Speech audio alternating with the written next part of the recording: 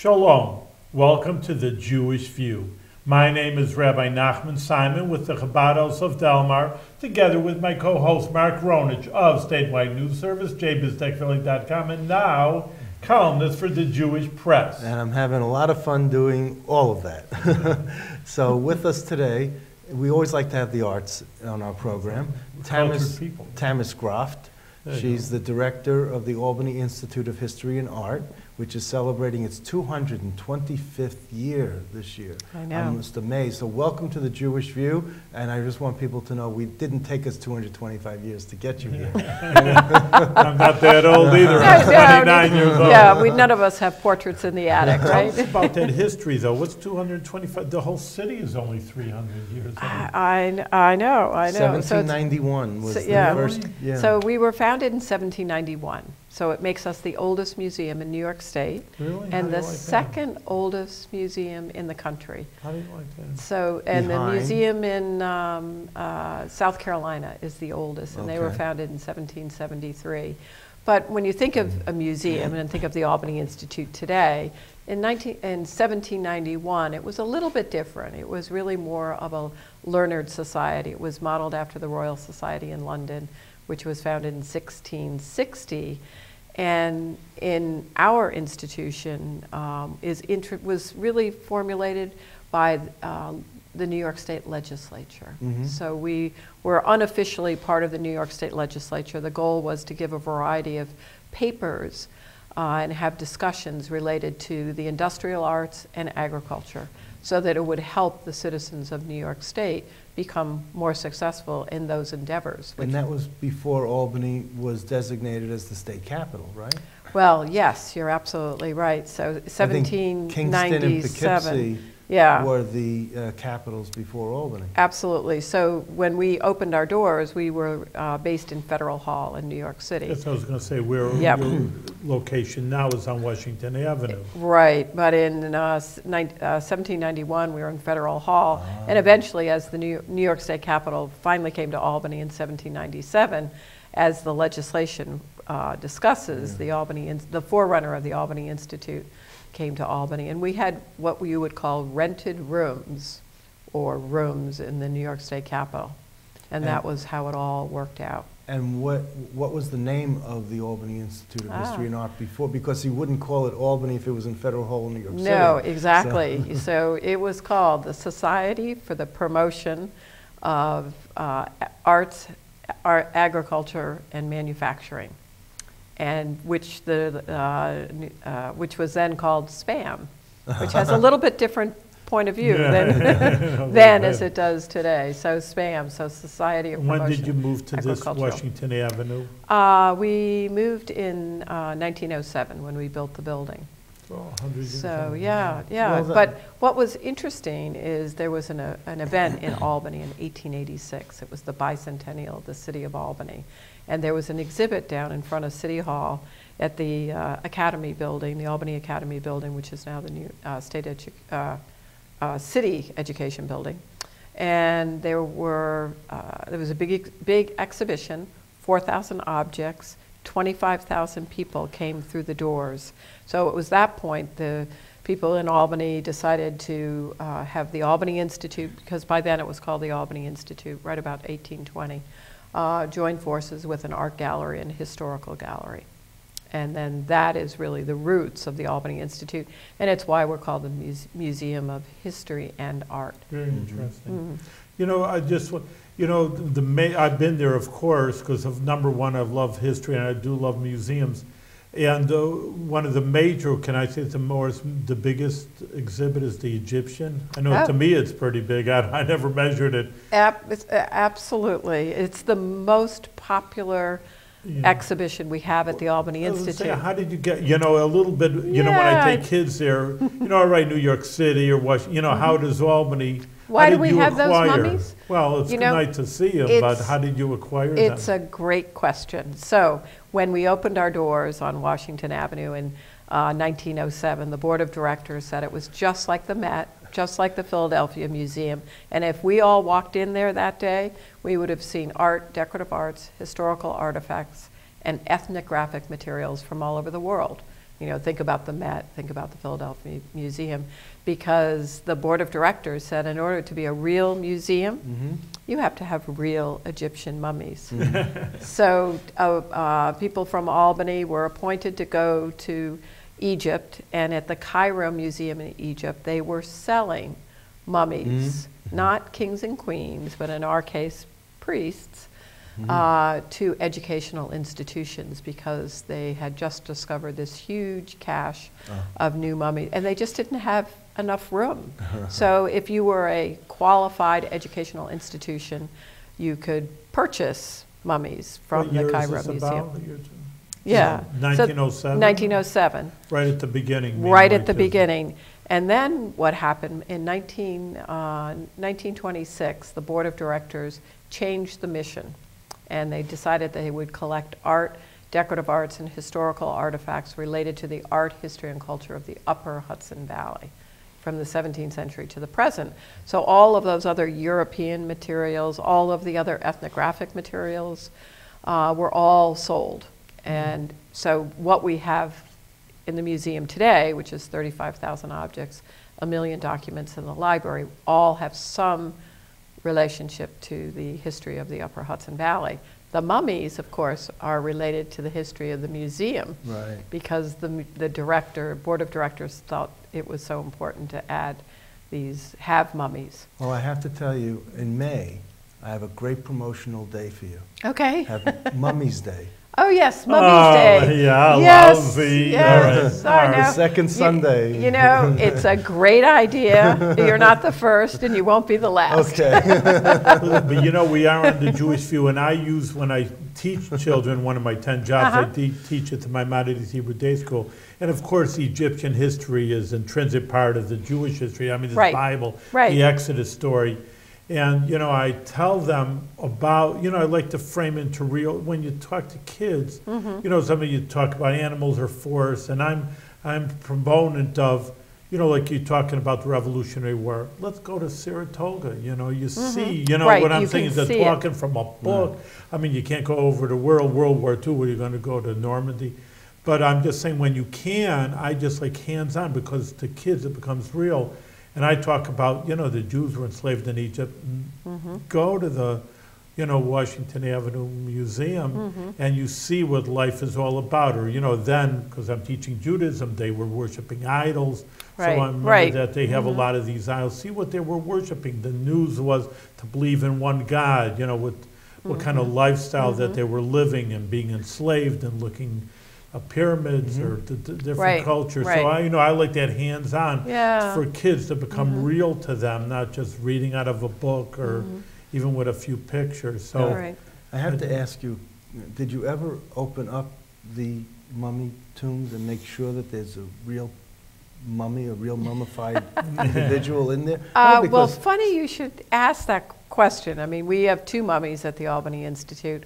One is from the 21st dynasty, Ankh-Fenmut. The other is a priest that's from the Ptolemaic period, which is near the Roman period. And Samuel Brown is the man who purchased the mummies at the Cairo Museum. And he asked the director and the curator at the Cairo Museum in 1907 to unwrap the mummy, at least half of it, so he could make sure he was getting another real mummy. And also, he thought it would be very educational for people to be able to see how many layers of linen it would take to mummify a person. So you can see that in our collection. You can see the way it's been cut away. Oh, okay. So we do have that. The other thing... So you've authenticated that we have authenticated a real person in there at one point. Yes, very definitely, and you can see this person. Because otherwise we got to go to the Attorney General's Frauds Bureau, and we got to start an investigation. Start all over. Well, I don't know, if there were a couple of years ago, we had a major exhibition where we took, remember we bought the pieces at the Cairo Museum. Well, the people at the Cairo Museum sold the coffin lid to a museum in Vienna and the mummy board to the museum in the British Museum. And a couple of years ago, we reunited this coffin, this 21st dynasty coffin.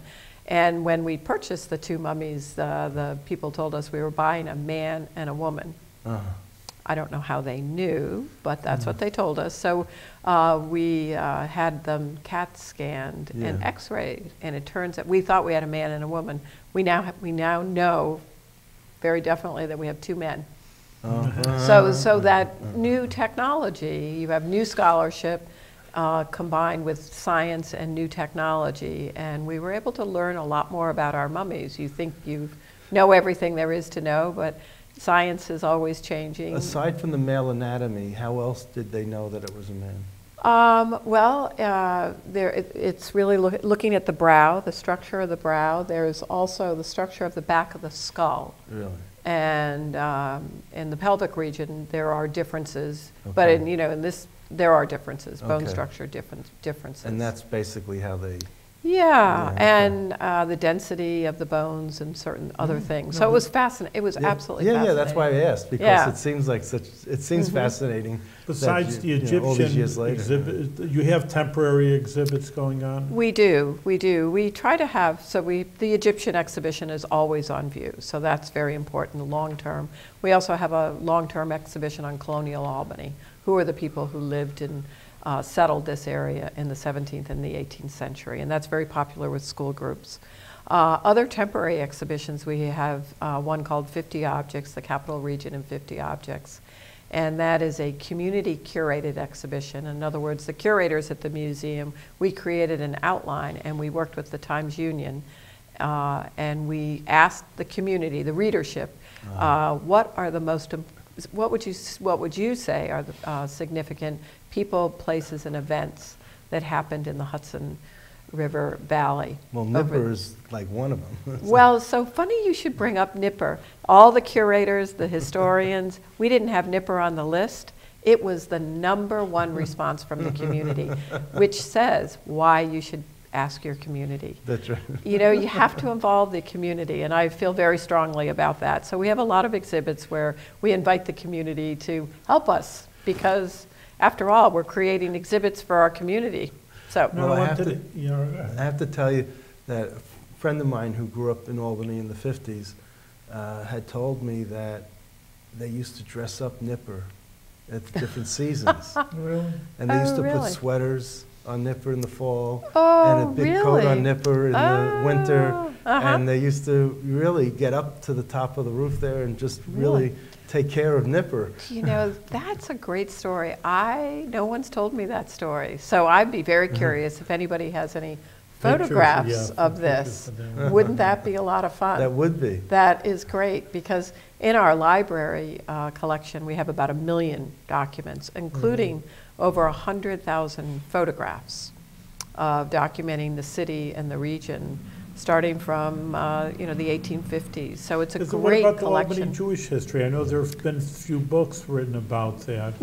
So there is a section about the Jewish history of the synagogues, because some of them were knocked down because of urban renewal. Yeah, and what we have in the collection is we did an exhibition on the Jewish experience in Albany, and we had a wonderful curator, and I'm going to think of her name in 1 minute. I didn't think of that beforehand. But anyway, so we worked with various rabbis and synagogues and collected stories. We have a lot of photographs in our collection documenting the Jewish experience in Albany.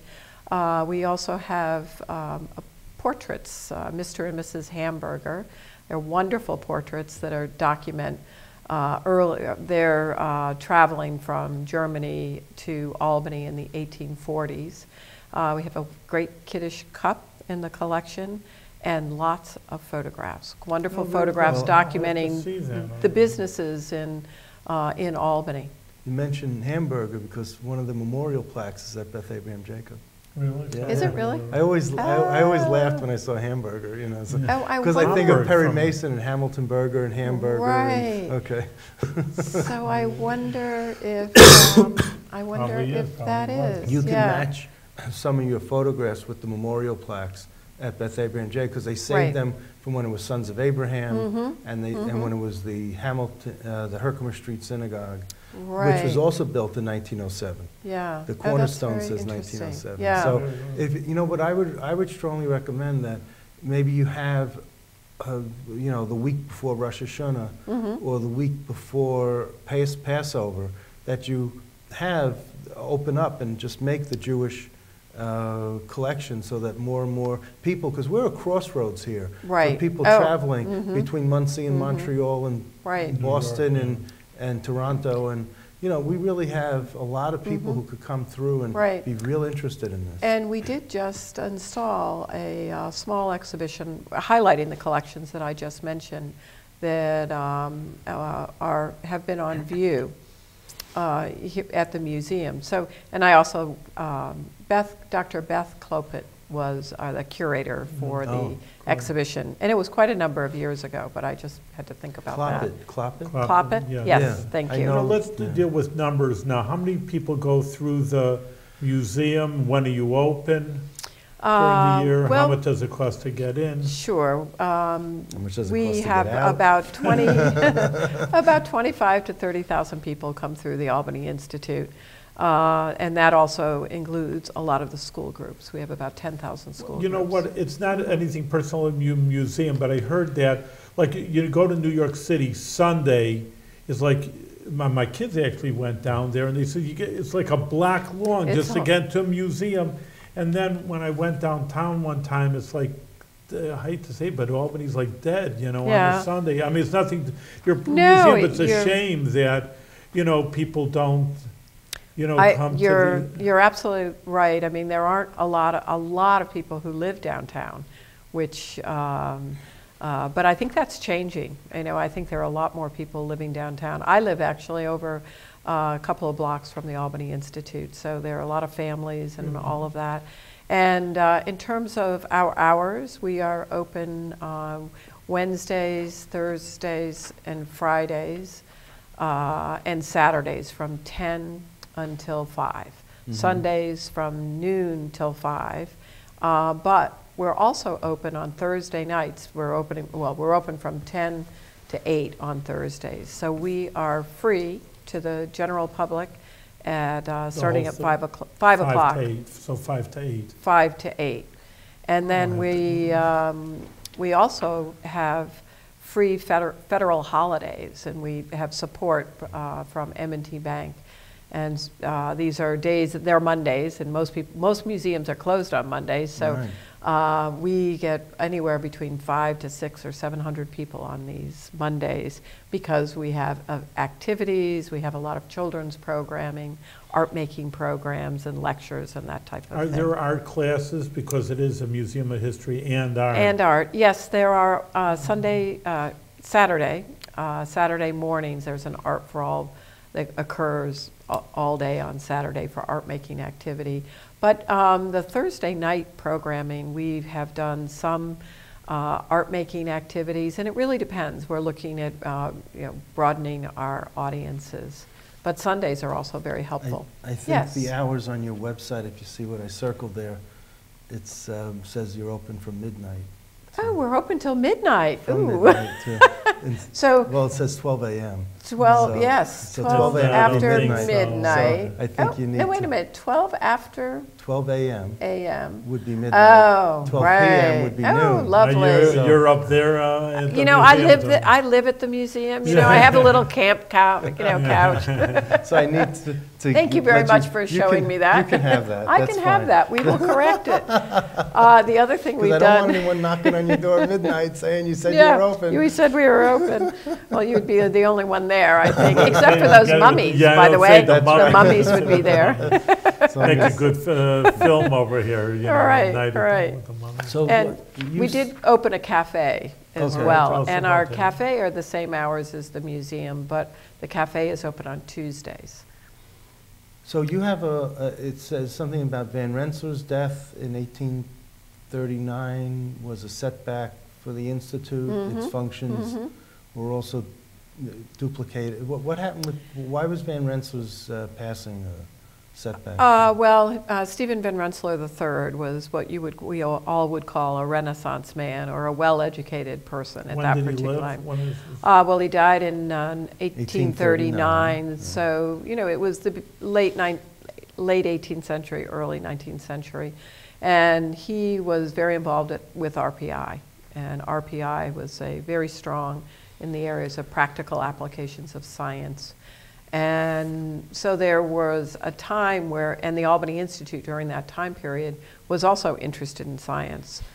But RPI certainly was going to be doing a much better job. So it was a duplication of interests and services. So with his strong leadership, we continued. But after that, it had, some, I would say the membership was not as strong. And it took about 2 decades for the Albany Institute, as we may know it today, to come back up, rebound. And, it's just that, like today, there's so many things to do, so many opportunities for other activities for people to do. And one of the things that Stephen Van Rensselaer was a former lieutenant governor, and he also served in Congress.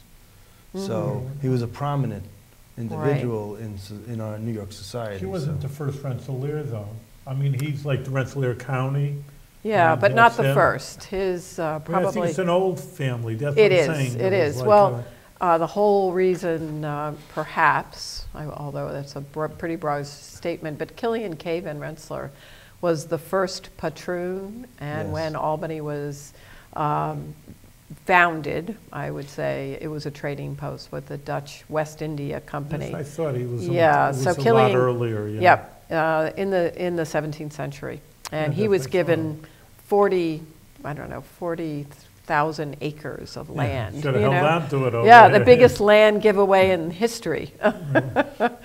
So, but he never actually came here. He was a diamond merchant in Amsterdam. Never came here, but his family settled the area. You're saying Killian never came here? No, Killian Van Rensselaer, the first Rensselaer, never actually set foot on the shores of America. Because if you look at the engraving that's in the basement of Albany City Hall, they have one of the first stones, and it says Killian Van Rensselaer, and it could just be a reference to him. Could be a reference, but you know how this goes? You name your sons after. See, there's Killian K. Van Rensselaer the first, the second, the third. Not exactly, but Stephen Van Rensselaer was the third of the Van Rensselaer family. So there was more than one Killian K. Van Rensselaer. What do you see for the next 225 years? Very exciting, very exciting. Tell us what the stock is if you know what it's going to be.